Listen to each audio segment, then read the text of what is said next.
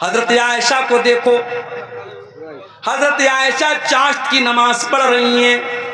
ये चाश्त की नमाज कौन सी नमाज होती है जानते हैं? कोई जानता है? इस सामने की पब्लिक में कोई जानता हो जरा हाथ उठा के बताए, चाश्त की नमाज किसको बोलते हैं? कब पढ़ते हैं चाश्त की नमाज? बोलो भाई, नहीं जानते। सूरज तुलू होने के बाद यानी मगरिब के टाइम है। कब पढ़ते हैं भाई? अच्छा, चलिए माशाअल्लाह, कुछ लोग तो जानते हैं।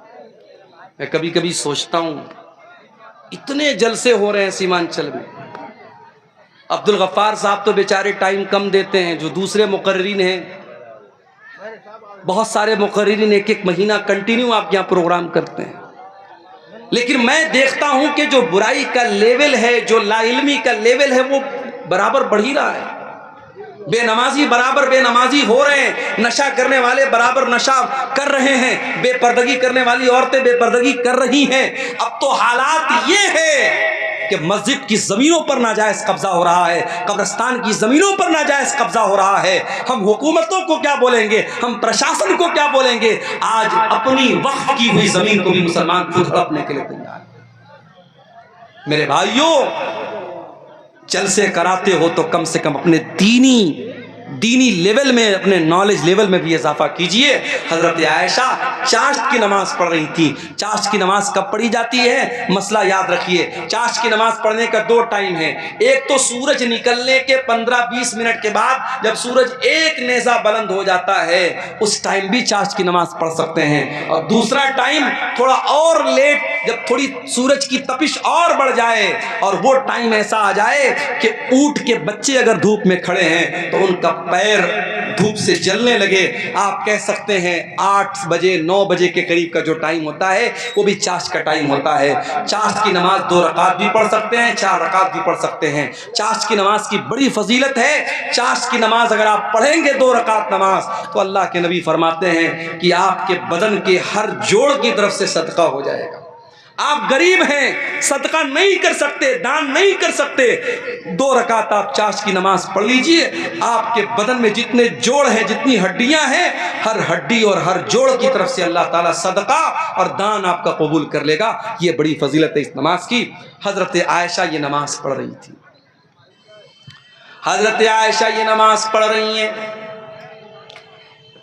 उनके भाई का बेटा यानी उनका भतीजा वो उनसे मिलने के लिए आया, जिसका नाम कासिम बिन मोहम्मद था। उसने देखा मेरी फूफी जान नमाज पढ़ रही हैं। उसने देखा कि फूफी जान नमाज पढ़ रही हैं और सूरह तूर की तिलावत कर रही हैं। और सूरह तूर की ये आयत हजरत आयशा की जबान पर जारी है। सूरह तूर में अल्लाह फरमाता है, जब जन्नती जन्नत में जाएंगे तो कहेंगे फमन्नल्लाहु अलैना व वक़ाना अज़ाबस्समूम। अल्लाह ने हम जन्नतियों पर बहुत बड़ा एहसान किया कि अल्लाह ने हमको जहन्नम की आग से बचा लिया।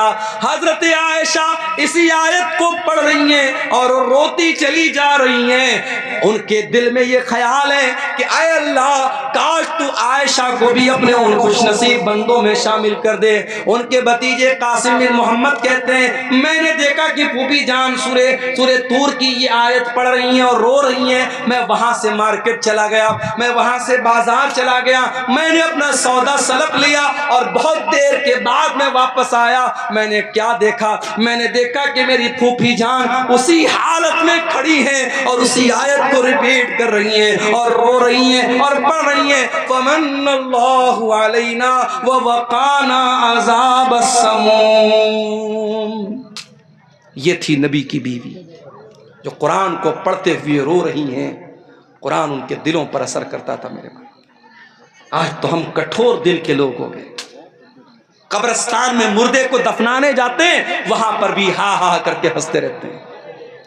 कब्रिस्तान में खड़े होकर के हम दुनिया की बातें करते हैं, पॉलिटिक्स की बातें करते हैं, राजनीति की बातें करते हैं। जबकि अल्लाह के प्यारे नबी जब कब्रिस्तान जाया करते थे, अंसारी साहबी का जनाजा है, जनाजे को कब्र में उतारा जा रहा है। अल्लाह के नबी कब्र के किनारे बैठे हुए और आपके सहाबा भी आपके आसपास बैठे हुए हैं।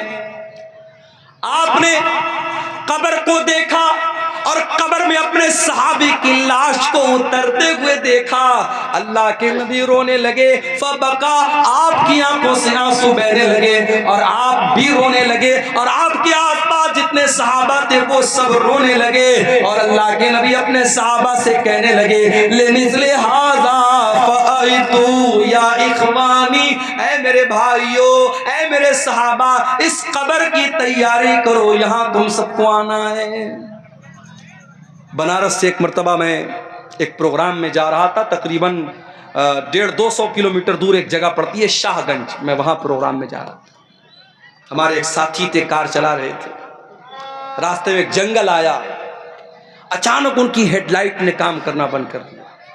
जंगल के बीच में हेडलाइट ने काम करना बंद कर दिया, खूब अंधेरा, जंगल के बीच में कार खड़ी है, हम कार के अंदर हैं, एसी चल रही है, लेकिन लाइट बंद हो गई, अंधेरा हो गया। तो हमारे दिल और दिमाग में डर की एक लहर दौड़ गई। गौर करो मेरे प्यारे भाइयों,